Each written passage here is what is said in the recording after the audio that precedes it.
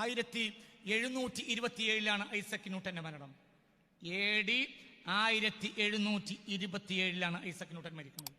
Isaac Newton എഴുതി വെച്ചിട്ടുണ്ട് 2068 ലോകാവസാനം സംഭവിച്ചിരിക്കും. എന്താ കേൾക്കണ്ട്? സയന്റിസ്റ്റ്, ലോകം കണ്ട സയന്റിസ്റ്റ്. നിങ്ങളെന്ത് അന്ന് നടക്കൂല എന്നും അല്ല പറയണത്. ഒരു സയന്റിസ്റ്റ് പറയുമ്പോൾ നമുക്ക് ഗവേഷണം നടത്താലോ. നിങ്ങളൊക്കെ എവിടെയാ? ഖിയാമത്ത് നാളിനെ പറഞ്ഞു കൊടുക്കാൻ വേണ്ടിയല്ലേ അമ്പിയാക്കൾ വന്ന്? നിങ്ങളെ പണി എന്താടാ മൂല്യന്മാരെ? എടാ മൂല്യരെ, നിന്റെ പണി എന്താ? NDA ജയിക്കോ UP ജയിക്കോ എന്ന് പറയലോ.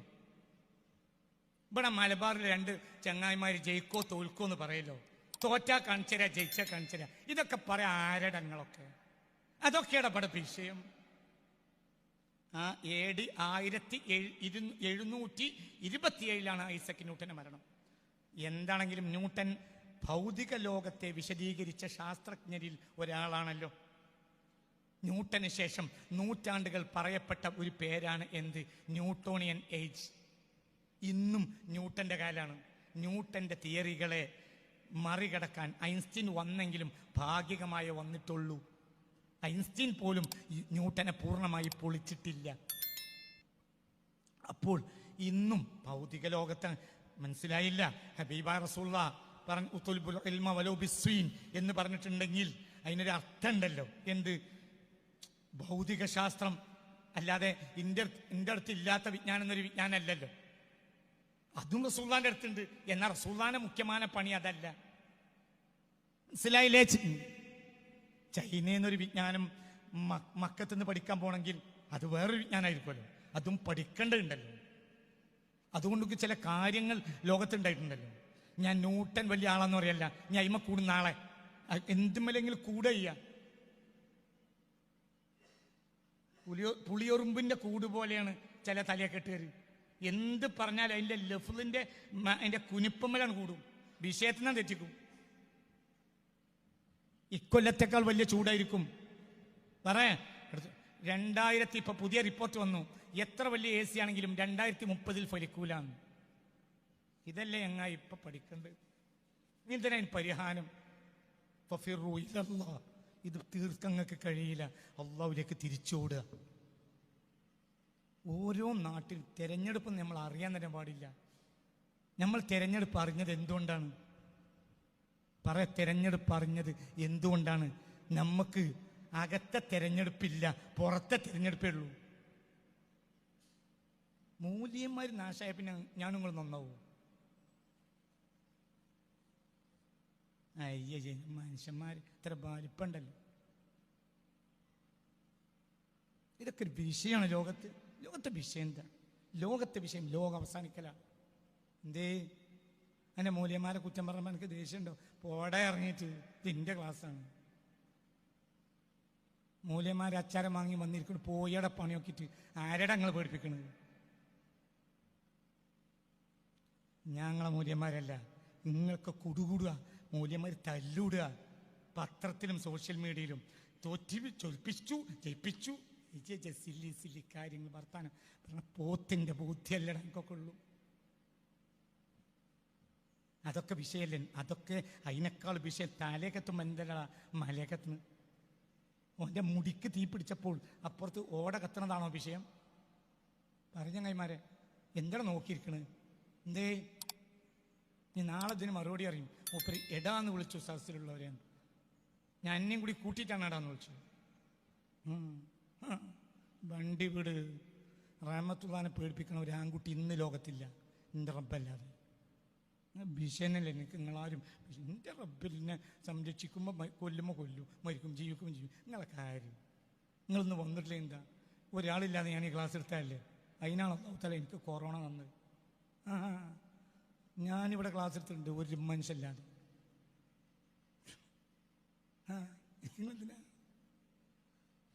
ഇന്ന് രാവിലെ നിങ്ങൾക്ക് ചായ തരാൻ 2500 രൂപ ഞാൻ ഉണ്ടാക്കണം. ഞാൻ ഉണ്ടാക്കണം, ഞാൻ നയിച്ചുണ്ടാക്കില്ല. ഒരാളോട് വിളിച്ചു പറയണം, ഇബ്രാഹിമേ 2500 രൂപ കൊടുക്ക്. ആ ചായ വരുന്നവർക്ക് ചായ കൊടുക്കാനാ, അല്ലെങ്കിൽ വേറെ തന്നോട് ബഷീർ ഷിയാബെ മറ്റേ മറിച്ചത്. നിങ്ങളൊക്കെ പോയി കിട്ടിയാൽ പിന്നെ അതിന് എനിക്കൊരു ഫോൺ ചെയ്യേണ്ട ആവശ്യമില്ലല്ലോ. അതൊന്നും എന്നോട് പറയണ്ട. എനിക്ക് നിങ്ങളെല്ലാവരോടും ബഹുമാനാട്ടാ, എല്ലാ ആലിമിനോടും ബഹുമാനാണ്. പക്ഷെ ഇക്കാര്യങ്ങൾ നാട്ടുകാരെ നശിപ്പിക്കാൻ വേണ്ടിയാണ്. ചൂട് കൂടി നമുക്ക് ചർച്ചല്ല. ഐസക് ന്യൂട്ടൻ എഴുതി വെച്ച് ഏതാ വർഷം പറയടാ എങ്ങായി? 2068 ലോകം അവസാനിക്കുമെന്ന് ഐസക് ന്യൂട്ടൻ എഴുതി വെച്ചിട്ടുണ്ട്. ചോദിക്കടാ ധൈര്യമുള്ളവര്, എവിടെ റിപ്പോർട്ട്? ഞാൻ നിനക്കും നിന്റെ വല്യാപ്പാക്കും കാണിച്ച റിപ്പോർട്ട്. പഠിച്ചിരിക്കുക.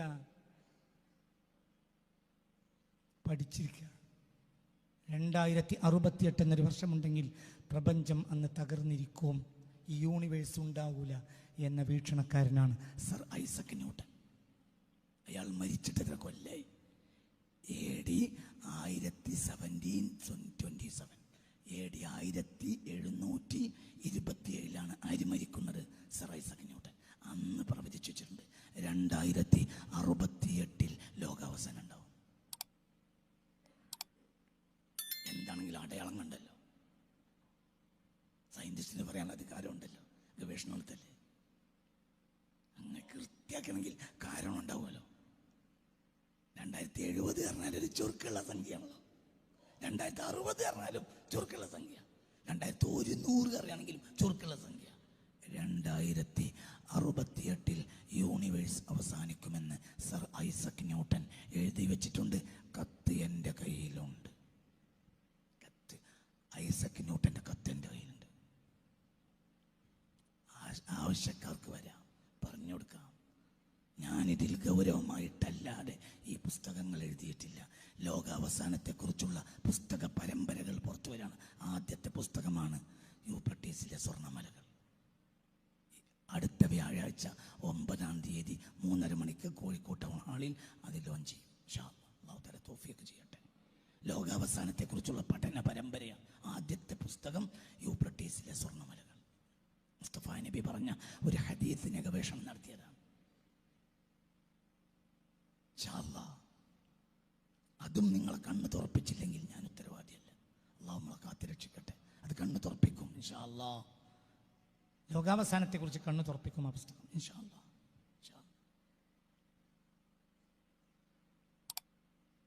ഞാൻ ആ പുസ്തകം എഴുതി കഴിഞ്ഞതിന് ശേഷം ഒരു +2 പരീക്ഷ എഴുതി കഴിഞ്ഞിരിക്കുന്ന വിദ്യാർത്ഥിക്ക് വായിക്കാൻ കൊടുത്തു. 3/4 ഭാഗമായപ്പോൾ ആ കുട്ടി വിഷണ്ണനായി അങ്ങനെ താടിയിൽ കയ്യും കൊടുത്ത് കുറേ നേരം ഇരുന്നു. വായിച്ച് മുന്നോട്ട് പോകാൻ കഴിയാതെ. ഇൻഷാ അല്ലാഹ് ഒന്നും ഞാൻ വെറുതെ ചെയ്തതല്ല. അല്ലാഹു തആല നമുക്ക് തൗഫീഖ് തരട്ടെ. നമ്മുടെ വിഷയത്താണ് ലോകം അവസാനിക്കാൻ പോവാണ്. ഒന്നും ചെയ്യാൻ കഴിയില്ല, ഓർക്കും ചെയ്യാൻ കഴിയില്ല. മഹ്ദി ഇമാമ് വന്നാൽ പോലും യൂണിവേഴ്സിനെ മാറ്റൂല. മാറ്റുമെങ്കിൽ പിന്നെ 1000 കൊല്ലം കിട്ടണ്ടേ?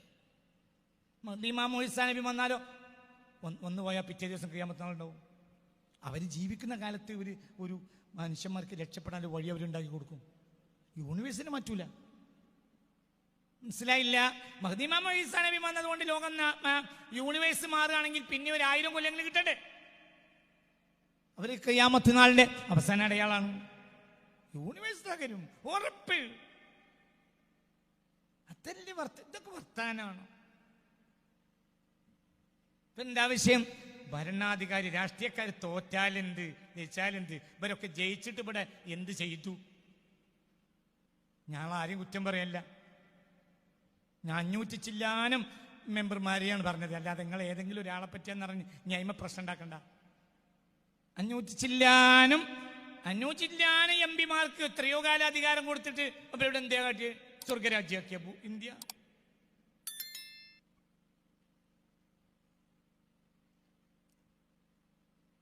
കോരന് കഞ്ഞി കുമ്പിളിൽ തന്നെ. അതന്നെ ഇത്രയുള്ളൂ. വിഷയത്തിലേക്ക് തിരിച്ചു വരും. അപ്പൊ എന്താ ഇതൊക്കെ ബഹുമാനിക്കലിന്റെ ഭാഗമാണ്. രാഷ്ട്രീയക്കാർക്ക് വേണ്ടി തൈര് പറയുന്നത് അത് രാഷ്ട്രീയക്കാർ ബഹുമാനിക്കലിന്റെ ഭാഗമാണ്. വലിയ വിഷയങ്ങൾ അതൊക്കെ അവരുടെ വിഷയമല്ലേ? ഇത് നമ്മളെ വിഷയമാണോ? നമ്മുടെ വിഷയം ദീനല്ലേ? മനസ്സിലായില്ലേ? ഖൈറുൽ ഉമറാ മൻ യസൂറുൽ ഉലമാ. ഏറ്റവും നല്ല ഭരണാധികാരികൾ, ഏറ്റവും നല്ല രാഷ്ട്രീയ നേതാക്കന്മാർ ആരാണ്? മയ്യസൂറുൽ ഉലമാ, അല്ലാഹുവിനെ ഭയപ്പെടുന്ന ആലിമീങ്ങളെ സന്ദർശിക്കുന്നവരാണ്. അല്ലാതെ മലപ്പുറത്തും കോഴിക്കോടുള്ള തലയെക്കെട്ടേരെ പോയി കാണുന്നവരാണ് എന്നതിനർത്ഥം വെക്കണ്ട, അർത്ഥം വെക്കണ്ട. അള്ളാഹു ഭയപ്പെടുന്നവർ ഉണ്ടെങ്കിൽ ഉണ്ടാവുമല്ലോ, ഉണ്ടാവും. എങ്കിലും പള്ളിൻ്റെ മൂലയിലൊക്കെ ദിക്റിഞ്ഞിരിക്കുന്ന സാലിഹ്യങ്ങൾ ഉണ്ടാവും, പത്രത്തിലൊന്നും പ്രത്യക്ഷപ്പെടാതെ. അള്ളാഹു നമ്മളെയൊക്കെ കാത്തിരക്ഷിക്കട്ടെ. വശറുൽ ഉലമാ മൻ യസൂറുൽ ഉമറാ, വശറുൽ ഉലമായി, ആലിമീങ്ങളിൽ ഏറ്റവും ബടക്കാച്ചികൾ, വശറുൽ ഉലമാ, ആലിമീങ്ങളിൽ അരക്കാശിന് പറ്റാത്തൊരു കണ്ടാ പോലും പോയിട്ട് 3 വട്ടം കുളിക്കണ്ട ആ ജാതി മോലിയന്മാര്, മൻ യസൂറുൽ ഉമറാ, രാഷ്ട്രീയ നേതാക്കന്മാരെ വീട്ടുപടിക്കലേക്ക് അങ്ങോട്ട് നടക്കുന്ന ആളുകളാണ്. മുത്ത് മുഹമ്മദ് മുസ്തഫ സല്ലല്ലാഹു അലൈഹി വസല്ലം നമ്മളെ കാത്തിരക്ഷിക്കട്ടെ. ഹസ്ബി റബ്ബി ജല്ലല്ലാഹ്. ഇനി 2 ഓപ്ഷനേ ഉള്ളൂ. ഒന്ന്, നബി അങ്ങനെ പറഞ്ഞിട്ടുണ്ടാവില്ല. മുമ്പ് നാട്ടിക മുസ്ലിയാരി ഒരു മലയാള ഖുത്ബ പ്രസംഗത്തിൻ്റെ ഉദാഹരണം പറയുന്നിടത്ത് പറയാറുണ്ടായിരുന്നു. എന്ത് സാധാരണയായി ഒരു വെള്ളിയാഴ്ച മിമ്പർമ കയറി ഒരാൾ മലയാളത്തിൽ ഖുത്ബ പ്രസംഗം നടത്തുന്ന സമയത്ത് അയാൾ ഇങ്ങനെ പറഞ്ഞു വന്നിട്ട് അതല്ലേ കവി പറഞ്ഞത് എന്ന് പറഞ്ഞിട്ട് കവി പറഞ്ഞത് പറയാൻ വേണ്ടി കവിത ചെല്ലാൻ വേണ്ടി നോക്കുമ്പോൾ അദ്ദേഹത്തിന് കവിത കിട്ടിയില്ല. അപ്പോൾ മിമ്പർമ തന്നെ ഓർമ്മിപ്പിക്കാൻ വേണ്ടിയിട്ട് കൊണ്ടുവന്ന് വെച്ച് ഡയറി എടുത്തിട്ട് അയാൾ മറിച്ചു. എങ്ങോട്ടും മറിച്ചിട്ടും ആ കവിത എഴുതി വെച്ച് ആ പേജിന് കിട്ടിയില്ല. അപ്പം അതല്ലേ കവി പറഞ്ഞത്, അതല്ലേ കവി പറഞ്ഞതെന്ന് അങ്ങോട്ടും ഇങ്ങോട്ടും കുറേ വട്ടം മറിച്ചപ്പോൾ ബാക്കിൽ ഇരിക്കണ ഒരാള്, ബാക്കിൽ സ്വപ്പിലിരിക്കണ ഒരാൾ പറഞ്ഞു, എന്നാ കവി അങ്ങനെ പറഞ്ഞിട്ടുണ്ടാവൂല, നിങ്ങൾ ബാക്കിയുള്ളത് പറയുന്നത്. അപ്പോൾ കവി പിന്നെ അങ്ങനെ പറഞ്ഞിട്ടുണ്ടാവില്ല, നിങ്ങൾ ബാക്കിയുള്ള പറയണം. അപ്പോൾ ഖുത്ബ പ്രസംഗം നടത്തുന്ന ഇയാളെ ബാപ്പ അവിടെ പള്ളിയിൽ ഇരിക്കുന്നുണ്ട് ഖുത്ബ കേട്ടോണ്ട്. അയാൾ പറഞ്ഞ് കവി അങ്ങനെ പറയാതെ എന്റെ കുഞ്ഞു മുഹമ്മദ് അങ്ങനെ പറയില്ല. ഇത് നാട്ടിക മുസ്ലിയാരുടെ ഫലിത. ഇന്ന് മലയാള പ്രസംഗം വെള്ളിയാഴ്ച നടത്തിയാലുണ്ടാവുന്ന ആപത്തുകളെ പറ്റി ഒരു ഫലിതം പറഞ്ഞതാ. അപ്പൊ എന്റെ അല്ലാഹു റസൂൽ അങ്ങനെ പറഞ്ഞിട്ടുണ്ടാവില്ല, അത് ലൈഫായിരിക്കും. അല്ലെങ്കിൽ പറയാ നബിക്ക് അങ്ങനെ പറയേണ്ടിയിരുന്നില്ല, നമ്മളെ കാത്തിരക്ഷിക്കട്ടെ. നബിക്ക് അങ്ങനെ നബി ആയിഷ ബിവിയെ കെട്ടേണ്ടിയിരുന്നില്ല എന്ന് പറയുന്ന മുസ്ലിമീങ്ങളെയും ഞാൻ കണ്ടിട്ടുണ്ട്. നഊദു ബില്ലാഹ്. അത്തരം ആളുകളെ കാണുന്നതിന് തൊട്ട് അല്ലാഹു നമ്മളെ കാത്തിരക്ഷിക്കട്ടെ. അഊദു ബില്ലാഹി മിനശ് ശൈത്താനിർ ജിൻ പറയും ആയിഷ ബിവി റസൂലുള്ളാഹി കെട്ടേണ്ടിയിരുന്നില്ല. ഇതുകൊണ്ടല്ലേ ഇപ്പോൾ ഈ പൊല്ലാപ്പൊക്കെ ഉണ്ടായത്. ഒരു മാപ്പിള പറയാ, നിസ്കരിക്കണ മാപ്പിള പറയാ. അള്ളാഹു കാത്തിരക്ഷിക്കട്ടെ. ഉറക്കെ പറ, അള്ളാഹു കാത്തിരക്ഷിക്കട്ടെ, അള്ളാഹു കാത്തിരക്ഷിക്കട്ടെ. ഇനി എന്തിനാടാ സംസ്കരിക്കുന്നത്? അള്ളാഹു തന്നെ നമ്മളെ കാത്തിരക്ഷിക്കട്ടെ. അവിടേക്കെടുത്തുക.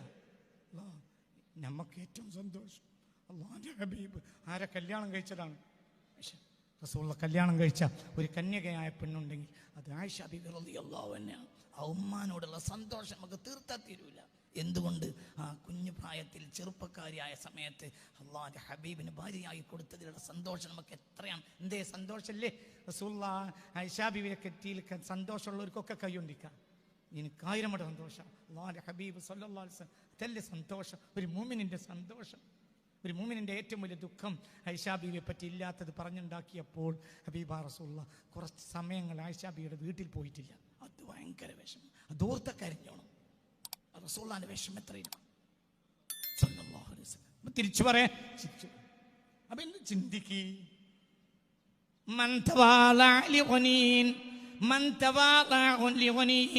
ഒരു ധനാട്ടിന് വേണ്ടി ഒരാൾ വിനയം കാണിച്ചാൽ, ഒരു ധനാട്ടിനോട് ഒരാൾ വിനയം കാണിച്ചാൽ അവന്റെ ദീനിന്റെ 2/3 ഭാഗവും നഷ്ടപ്പെട്ടു എന്ന് പുണ്യ റസൂൽ. ഉറക്കെ പറ, പുണ്യ മുഹമ്മദ് മുസ്തഫ, മുത്ത് മുഹമ്മദ് മുസ്തഫ സല്ലല്ലാഹു അലൈഹി വസല്ലം. എന്താ കാര്യം? അപ്പോൾ അവന്റെ മനസ്സിൽ ആരല്ല? അല്ലാഹു അല്ല. ഇനി അവൻ നിങ്ങളെ യത്തീംഖാനയ്ക്ക് 1000 ചാക്ക് അരി എന്നാലോ അള്ളാഹിന്റെ നിഅമത്തല്ലേ. ഞാൻ ബഹുമാനിച്ച ഓനെ നാശാക്കണം എന്തിനാ? ബഹുമാനിച്ച അന്നോ നാശമാവും, ബഹുമാനിക്കണ്ട. ബഹുമാനിച്ച അന്ന് നാശമാവും. വലിയ വലിയ കിഴി കൊണ്ടുവന്നു, ചെറിയ കിഴി സിദ്ദീഖുൽ അക്ബർ കൊണ്ടുവന്നു. റസൂലുള്ളാഹിയെ പ്രശംസിച്ച്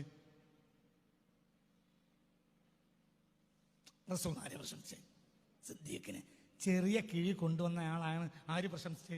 റസൂലുള്ളാഹ്.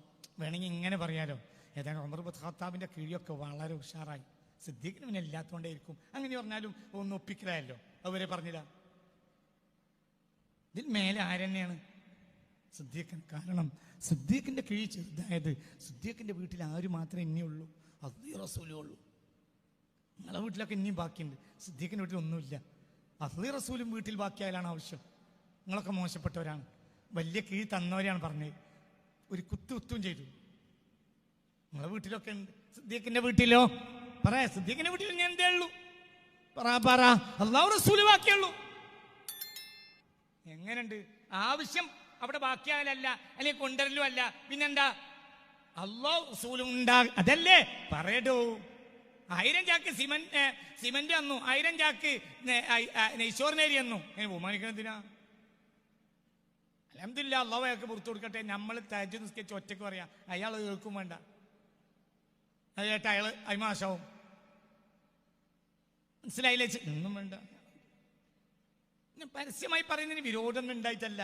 ഇനി പരസ്യമായി പറഞ്ഞാലും പരസ്യമായി ദുആ ചെയ്താൽ തെറ്റൊന്നുമല്ല. പക്ഷെ അവിടെയൊക്കെ നമ്മളെ നിയ്യത്ത് മാറുന്ന നമ്മൾ ശ്രദ്ധിക്കണം. നിയ്യത്ത് ക്ലിയർ ആക്കിയിടണം. പിന്നെ പരസ്യം പറ്റും, സിർറൻ വഅലാനിയ, രഹസ്യം പറ്റും. മനസ്സിലായില്ലേ? ഹബീബായ റസൂലുള്ളാഹ്. ഞാൻ ഹദീസ് പറഞ്ഞു തരട്ടെ. ഞാനൊരു ഹദീസ് പറഞ്ഞു തരട്ടെ. ഇന്നത്തെ ക്ലാസ്സിലേക്ക് 2 ഹദീസ്. ഒരു ഹദീസ് ഇപ്പൊ കഴിഞ്ഞു, ഇനി ഒരു ഹദീസും കൂടി പറഞ്ഞുതരാം. ഞങ്ങളോട് പറഞ്ഞല്ലോ എന്ത്? പരസ്യമായും പ്രശംസിക്കുന്ന തെറ്റൊന്നുമില്ല, പക്ഷെ ക്ലിയർ ആവണം, ഇല്ലെങ്കിൽ അതുകൊണ്ട് നാശാവും. അള്ളാന്റെ ഹബീബ് സല്ലല്ലാഹു അലൈഹി വസല്ലം അബൂദർദാ റളിയല്ലാഹു അൻഹുവിനോട് പറഞ്ഞ ഒരു ഹദീസ് ഞാൻ നിങ്ങൾക്ക് പറഞ്ഞു തരാം. ഒരു ബൈത്തിൽ ഓർക്കെ. ഹസ്ബി റബ്ബി ജല്ലല്ലാഹ് മാ ഫീ ഖൽബി ഗൈറുല്ലാഹ് അലൻ നബി സല്ലല്ലാഹു ലാ ഇലാഹ ഇല്ലല്ലാഹ് ഹസ്ബി റബ്ബി ജല്ലല്ലാഹ്.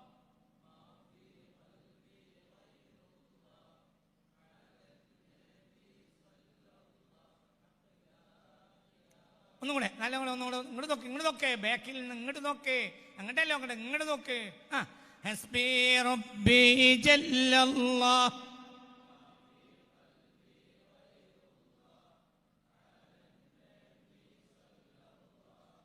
ലാ ഇലാഹ ഇല്ലല്ലാഹ് അല്ലാഹ് അല്ലാഹ് അല്ലാഹു അല്ലാഹ് അല്ലാഹ് അല്ലാഹു അല്ലാഹ് അല്ലാഹ് അല്ലാഹു അലൈഹി തവക്കലു അല്ലാഹ് അല്ലാഹ് അല്ലാഹു.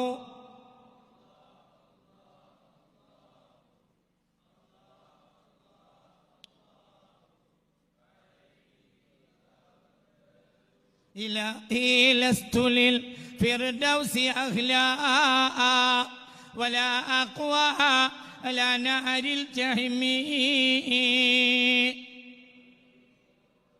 فاغفر ذنوبي فإنك غافر ذنب العظيم. എണീക്കണേ, ശ്രദ്ധിക്കണേ നിർമ്മാനെ ശ്രദ്ധിക്കണേ. എണീക്കണേ, ശ്രദ്ധിക്കണേ. ഹബീബായ നബി പറയാ, ശ്രദ്ധിക്കണേ. ഹബീബായ നബിയാ, ശ്രദ്ധിക്കണേ. ആരോടാ പറഞ്ഞ്? അബൂദർദാഇനോട് പറയാ റളിയല്ലാഹു അൻഹു. എന്താ റസൂൽ പറഞ്ഞെന്നറിയോ? യാ അബൂദർദാ ജദ്ദിദി സഫീന ഫഇന്നൽ ബഹ്റ അമീഖ്. കപ്പൽ പുതുക്കണേ. എപ്പോഴും കടൽ വളരെ ആഴമുള്ളതാണ്. ഒരു യാത്ര കഴിയുമ്പോഴേത്തിനും കപ്പൽ പുതുക്കണം. കടലിൻ്റെ പകുതിയാകുമ്പോഴത്തേനെങ്കിലും എന്തെങ്കിലും വേറെ ഒരു കപ്പൽ ഉണ്ടെങ്കിൽ ടൂൾസ് എടുത്ത് ഒന്ന് പരിശോധിച്ച് എവിടെയെങ്കിലും കേടുപാടുണ്ടോ നോക്കി അടിച്ച് ക്ലിയർ ചെയ്യണം. എന്തുകൊണ്ട്? ചെറിയ കടലല്ല, ആഴമുള്ള കടലാണ്. ആരാ പറഞ്ഞേ? റസൂലുള്ളാഹ്. ഒരു ഫിലോസഫർ പറഞ്ഞ വാക്കല്ല, റസൂലുള്ളാഹിന്റെ വാക്കാണ്. പക്ഷെ ഒരു ഫിലോസഫിക്കൽ കേസ് പോലെ ഉണ്ടാവും വാക്ക്. ഭയങ്കര വാക്കാ. എന്താ പറഞ്ഞത്? ആരോട് പറഞ്ഞു? സയ്യിദുന അബൂദർദാ റളിയല്ലാഹു അൻഹു, പ്രഗൽഭനായ സയ്യിദുന അബൂദർദാഇനോട് പറയാണ്. എന്ത്? യാ അബൂദർദാ ജദ്ദിദിസ് സഫീന, കപ്പൽ എപ്പോഴും നീ പുതുക്കണം. ഫഇന്നൽ ബഹ്റ അമീഖ്, കടൽ വളരെ ആഴമുള്ളതാണ്. അതായത് ഒരു യാത്ര കൊണ്ട് തന്നെ കപ്പലിന് കേടുപാട് പറ്റും. അത്രയും ആഴമുണ്ട്. എന്തിന്? അടിയിൽ തിരമാല ഉണ്ടാവും, ഭയങ്കര പ്രശ്നം ഉണ്ടാവും. സാധാരണ കടലല്ല, ആഴമുള്ള കടലാണ് കേട്ടോ. ഒരു രക്ഷയുണ്ടാവില്ല. ഹദീസ് ഒന്നും കൂടി പറയാം. ആരോട് പറഞ്ഞു? സയ്യിദുനാ അബൂദർദാഇനോട് പറഞ്ഞു. ഹബീബാ നബി പറഞ്ഞു, യാ അബൂദർദാ ജദ്ദിദി സഫീന, കപ്പൽ ഒന്ന് പുതുക്കേണമേ. ഫഇന്നൽ ബഹ്റ അമീഖ്, സമുദ്രം വളരെ ആഴമുള്ളതാണ്. എന്താണ് പറഞ്ഞേ? ഈ ഹദീസിനെ ബഹുമാനപ്പെട്ട സഹീൽ ബിൻ അബ്ദുല്ലാഹി തസത്തരി റളിയല്ലാഹു അൻഹു, സൂഫി ചക്രവാളത്തിലെ ഏറ്റവും വലിയ മഹാന്മാരിൽ മഹാനായ സഹീൽ ബിൻ അബ്ദുല്ലാ റളിയല്ലാഹു അൻഹു നൽകുന്ന വിശദീകരണം തന്നെ ഞാൻ അടുത്ത് വായിച്ചു തരാം. എന്നാ പിന്നെ എളുപ്പമുണ്ടല്ലോ. ഞാൻ സഹീൽ ബിൻ അബ്ദുല്ലയെ വായിക്കാം റളിയല്ലാഹു അൻഹു. സഹീലിന്റെ തഫ്സീർ സൂറത്ത് ലുഖ്മാനിലാണ് ഈ ഹദീസ് കൊണ്ടുവരുന്നത്. ഈ ഹദീസ് ബഹുമാനപ്പെട്ട സഹീൽ റളിയല്ലാഹു അൻഹു, സഹീലിന്റെ തഫ്സീറാണ് റളിയല്ലാഹു അൻഹു. ഞാൻ പറഞ്ഞ ലോകം കണ്ട ഖുർആൻ വ്യാഖ്യാതാക്കളിലും സൂഫികളിലും ഏറ്റവും മുൻനിരക്കാരനാണ് സഹീൽ ബിൻ അബ്ദുല്ലാ റളിയല്ലാഹു അൻഹു. അത്രയും വലിയ ആളാണ്, വലിയ ആളാണ്. അവരുടെ മഹത്വം എത്രയോ ഞാൻ ഈ ക്ലാസ്സിൽ പറഞ്ഞിട്ടുണ്ട്. അത്രയും വലിയ മഹാനാണ് ആര്? സഹീൽ ബിൻ അബ്ദുല്ലാ റളിയല്ലാഹു അൻഹു. അവരുടെ തഫ്സീറാണ് ഈ കാണുന്നത്. സഹീലിന്റെ തഫ്സീർ, തസത്തരിയുടെ തഫ്സീറാണ് റളിയല്ലാഹു അൻഹു. എന്താ പറയുന്നറിയോ? ഇത് സൂറത്ത് ലുഖ്മാന്റെ വ്യാഖ്യാനത്തിൽ, സൂറത്ത് ലുഖ്മാൻ അല്ല, സൂറത്ത് റൂമിന്റെ വ്യാഖ്യാനത്തിൽ അവർ ഈ ഹദീസ് കൊണ്ടുവരിക. എന്താ പറയുന്നത്? ഖാലൻ നബി സല്ലല്ലാഹു അലൈഹി വസല്ലം, ഹബീബായ നബി സല്ലല്ലാഹു അലൈഹി വസല്ലം അബൂദർദാഇനോട് പറഞ്ഞു, അബൂദർദായെ ജദ്ദിദി സഫീന, കപ്പൽ പുതുക്കേണമേ. കപ്പൽ എപ്പോഴും പുതിയതാക്കണം കേട്ടോ. ഫഇന്നൽ ബഹ്റ അമീഖ്, സമുദ്രം വളരെ വളരെ ആഴമുള്ളതാണ്. അമീഖ് അമീഖ് അമീഖ് അമീഖ് അമീഖ് അമീഖ്. അമീഖിന്റെ അർത്ഥം ഏറെ ആഴമുള്ളതെന്നാണ്. ലഈം, ഏറെ നീചൻ. ലഈം ലഈം ലഈം ലഈം ലഈം ലഈം. അക്കീൽ, ആക്കിൽ, തിന്നുന്നവൻ. അക്കീൽ, പെരുന്തീച്ചക്കാരൻ. നായിം, ഉറങ്ങുന്നവൻ. നഈം, ഉറക്കൻ. ഉറക്കൻ അവന് പണി തന്നെ എന്താണ്? ഉറക്കൻ. 4 മണിക്കൂർ 8 മണിക്കൂർ ഉറങ്ങിയതുകൊണ്ട് ഉറക്കൻ അറിയില്ലല്ലോ. ഓന് ഫുൾ ടൈം പണി എന്തെന്നെയാണ്? നേരം വിളിക്കുന്നവരെ സുബഹി ബാങ്ക് കൊടുത്തിട്ട് ഉറങ്ങിയിട്ട് പെണ്ണുങ്ങൾ അവിടുന്ന് ചവിട്ടി വിളിച്ചിട്ട് എണീറ്റു. അങ്ങനെ പോകുന്നു. സുരണ്ടക്കാത്ത സുബഹി ഒപ്പിച്ച് നിസ്കരിച്ചു. ഭാര്യയ്ക്ക് ക്ലാസ്സിന് വരണമെന്നുണ്ട്. അങ്ങനെ പെണ്ണുങ്ങൾ നിർബന്ധ പ്രകാരം മോട്ടോർ സൈക്കിൾ എടുത്ത് പോന്നു. അതിൻ്റെ ഇടയിൽ തന്നെ വളവിൽ അങ്ങോട്ട് കൊണ്ട് തെറ്റുമ്പോഴത്തിന് നിങ്ങൾ ഉറങ്ങിയാണോ വണ്ടി കൊണ്ടെന്ന് വെച്ച്. അങ്ങനെ ഏതായാലും ഇവിടെ എത്തി. ഏതെങ്കിലും നല്ല ബാക്കിൽ നല്ല സൗകര്യമുള്ളടത്ത് ചാരിയിരുന്നു. മൂപ്പര് പിന്നെ ആ പണി തന്നെ തുടങ്ങി. അങ്ങനെയാണ് ആ മൂപ്പർക്കാണ് എന്ത് പറയാ? ഉറക്കൻ. ഉറക്കൻ അതേ വസ്നാണ് ഫഈൽ. അതിൽപ്പെട്ടതാണ് ഫഈൽ. ഫഈലം ബാബ്, ഫഈൽ. റഹീം, റഹീം, റഹീം, റഹീം, ഏറെ കരുണയുള്ളവൻ. ബിസ്മില്ലാഹിർ റഹ്മാനിർ റഹീം. റാഹിമാണ്, പക്ഷെ റാഹിം മാത്രമല്ല, റഹീമാണ്. റഹീം പറഞ്ഞാൽ ഏറെ കരുണയുള്ളവൻ. അമീഖ്, ഏറെ ആഴമുള്ളത്. ജദ്ദിദ് സഫീന, കപ്പൽ എപ്പോഴും പുതിയതാക്കി വെക്കണം. ഫഇന്നൽ ബഹ്റ അമീഖ്, കടൽ ഏറെ ഏറെ ഏറെ ആഴമുള്ളതാണ്. ഈ ഹദീസിന് ബഹുമാനപ്പെട്ടവർ പറയുന്ന അർത്ഥം യഅനി, റസൂലുള്ള ഈ പറഞ്ഞ വാക്കിന്റെ അർത്ഥം ജദ്ദിദിൻ നിയ്യത ലില്ലാഹ് ഫഇന്നൽ ബഹറ ഖൽബുക വസ്സഫീനതു നിയ്യതുക. എപ്പോഴും എന്ത് ചെയ്യണം? നിയ്യത്ത് അള്ളാഹ്ക്ക് പുതുക്കിക്കൊണ്ടേയിരിക്കണം. കാരണം ഈ നിയ്യത്ത് എവിടുക്കാ കൊടുക്കണത്? കൽബ് പറഞ്ഞാൽ ഒരു സെക്കൻഡ് കൊണ്ട് പോയി പോകും. വലിയൊരു സമുദ്രമാകുമ്പോൾ കപ്പലൊക്കെ പെട്ടെന്ന് കാണാതെയാവും. ജദ്ദിദ് സഫീന, കപ്പൽ പുതുക്കിക്കോ. ഏതാ കപ്പൽ? നിന്നെ നിയ്യത്ത്. ഫഇന്നൽ ബഹറ അമീഖ്, സമുദ്രത്തിന് വലിയ ആഴമുണ്ട്. ഏതാ സമുദ്രം? മനസ്സ്. നിന്റെ ഇവിടുത്തെ ഹൃദയം, ആ ഹൃദയത്തിൽ അടങ്ങിയ മനസ്സ്, അതൊരു സെക്കൻഡോട് ആകാശത്തിന്റെ മേലെത്തും. ഈ നിസ്കരിക്കാൻ തന്നെ കുസല്ലി ഫർള് ലൂരി പറഞ്ഞിട്ട് പിന്നെ ലൂറ് അസുറും ഓർമ്മല്ല. എന്തുകൊണ്ട്? ലൂരിന്റെ ലൂ ആയപ്പോഴത്തിന് മനസ്സ് പോയി. അതുകൊണ്ട് എപ്പോഴും നിന്റെ നിയ്യത്ത്, കപ്പൽ പുതുക്കിക്കോ. ഏതാ കപ്പല്? നിയ്യത്ത്, മനസ്സിലെ നിയ്യത്ത്. ആർക്ക് കൊടുക്കുക? ലില്ലാഹ്. അപ്പൊ ഏത് സെക്കൻഡിലും മനസ്സിൽ എന്ത് വരണം? ലില്ലാഹ്. എന്തുകൊണ്ട്? ഈ നിയ്യത്ത് എവിടേക്കാ ഇറക്കിയത്? പറ. ഖൽബാകുന്ന ബഹറിലേക്ക്. ആ ബഹറോ അമീഖ്. ആര് പറഞ്ഞു? സുള്ള പറഞ്ഞു. പറഞ്ഞത് മനസ്സിലായില്ലേ കുട്ടികളെ? പറഞ്ഞത് മനസ്സിലായില്ലേ? അതായത് നിങ്ങൾ കപ്പലിനെ എപ്പോഴും പുതുക്കണം. കപ്പൽ പറഞ്ഞാൽ നിയ്യത്ത്. അപ്പൊ അത് പുതുക്കുക എന്ന് പറഞ്ഞാൽ എന്താ? ഞാൻ ചെയ്യുന്നതൊക്കെ ആർക്ക് വേണ്ടിയാണ്? അള്ളാഹ്ക്ക് വേണ്ടി. ഓരോ സെക്കൻഡിൽ പുതുക്കണം. എന്തുകൊണ്ട്? ഈ നിയ്യത്ത് പിന്നെ നമ്മൾ എവിടേക്കാ ഇറക്കണത്? ഹൃദയത്തിലേക്ക്. ഹൃദയത്തിന് ഭയങ്കര ആഴ. ഹൃദയത്തിന് കൽബിന് കൽബ് എന്ന് പറയാൻ തന്നെ കാരണം ലിതഖല്ലുബിഹി. പോയി. ഒരു സംഗതിയും നിലനിൽക്കാത്തത് കൊണ്ടാണ് അതിന് എന്ത് പേര് കൊടുത്ത്? ഇങ്ങോട്ട് നോക്കേ, ഇങ്ങോട്ട് നോക്ക്, ഇങ്ങോട്ട് നോക്ക്, ഇങ്ങോട്ട് നോക്ക്, ഇങ്ങോട്ട് നോക്ക്. അത് ആടാണ്. ആട് കണ്ടില്ലേ? ആട് ആട് ആട്.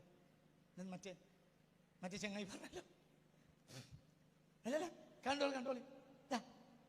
നീ ജീവിതം കൂടി കൊണ്ടുവന്നാൽ മതി. ആട് പഠിച്ചിട്ടുണ്ട്. അയ്യ എൻ്റെ മനുഷ്യന്മാര്, ഒരു ക്ലാസ്സിൽ ഒരു ആട് കഴിഞ്ഞപ്പോഴത്തിന് നിങ്ങൾ പറഞ്ഞ മനസ്സിലാവണുണ്ടോ? കൽബിന് കൽബ് എന്ന് പറയാൻ കാരണം എന്താ? തിരിമറിയും. ഇൻഖിലാബ് സിന്ദാബാദ്. ഇതിന്റെ അർത്ഥം ഇൻഖിലാബ് സിന്ദാബാദ്. ഇതിന്റെ അർത്ഥം മാറ്റം നിർബന്ധമാണ് എന്നതിൻ്റെ അർത്ഥം. ഇത് പറ്റൂല. കലബ, മാറ്റം വേണം. അതാണ് വിപ്ലവം, റവല്യൂഷൻ. നിലവിലുള്ള സാഹചര്യത്തെ സമ്മതിച്ചാൽ വിപ്ലവം ഉണ്ടാവില്ല.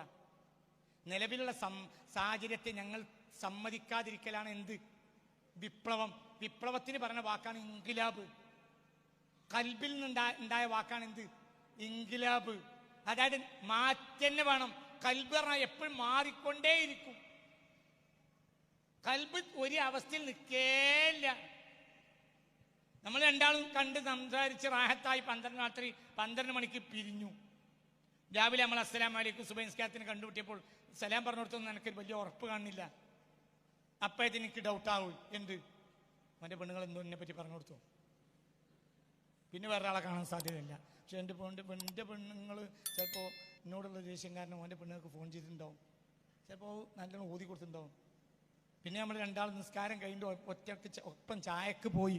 ചായ കുടിക്കണതിൻ്റെ ഇടയിൽ ഞാൻ എന്തിനു ഒരു അവസ്ഥ ഉണ്ടാക്കും?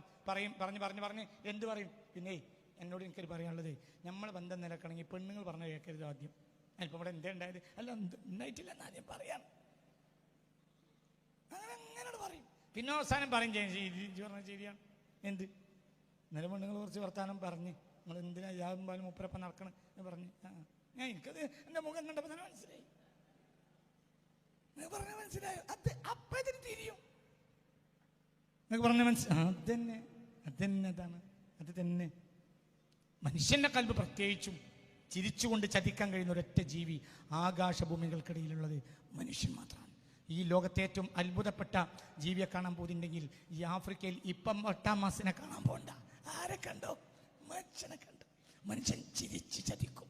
ഇപ്പൊ ഒട്ടാമാസ് ചിരിച്ച് ചതിക്കൂല. സിംഹം ചിരിച്ച് ചതിക്കൂല. സിംഹം എന്നെ കാണുമ്പോഴത്തിന് എൻ്റെ അർത്ഥം ഞാൻ നിന്നെ തിന്നാൻ ഉദ്ദേശിച്ചിട്ടുണ്ട്, പായണമെങ്കിൽ പാഞ്ഞോ. അതേ സമയത്ത് സിംഹം എന്ത് പറയില്ല? സലാം അലൈക്കും വറഹ്മത്തുള്ളാഹി എന്ന് വൈകുന്നേരം ഇവനെ തിന്നണം. അത് സിംഹം ഉദ്ദേശിക്കൂല. സിംഹം ഒരിക്കലും ആന ചീറും, എന്റെ പായണമെങ്കിൽ പാഞ്ഞോ, ഞാൻ നിന്നെ തിന്നു. സലാം അലൈക്കും എന്തൊക്കെയാ വർത്താനം എന്തൊക്കെയെന്ന് പറഞ്ഞുകൊണ്ട് അടി കൂടി വലിക്കൂല. അന്ന് വൈകുന്നേരം ആയപ്പോഴത്തിന് മാനേജറായ നിന്നെ കമ്പനിയിൽ വിരിച്ചു വിട്ടു. എന്തേ? ഉള്ളിൽ കൂടി ചതിച്ചു. ഓൻ്റെ ആ സലാം കണ്ടപ്പോൾ തന്നെ മനസ്സിലായി എന്ത് ഇന്ന് വൈകുന്നേരമാണ് ആവൂല. ഇങ്ങനൊരു ജീവി ആകാശത്ത് ഭൂമിൻ്റെ ഇടയിലുണ്ടെങ്കിൽ അതാര് മാത്രം? മനുഷ്യൻ. അതിനൊക്കെ കാരണം കൽബാണ്. കൽബിൻ്റെ ആഴം അത്ര വലുതാ, ആഴം കാണാൻ കഴിയില്ല, ഒരിക്കലും കഴിയില്ല. ചതിപ്പെടണ്ട, ഒരാളെയും ചതിപ്പെടണ്ട. മനസ്സിൽ. അപ്പോൾ ജദ്ദിദി സഫീന റസൂലുള്ളാഹിന്റെ ഹദീസ് എന്താ?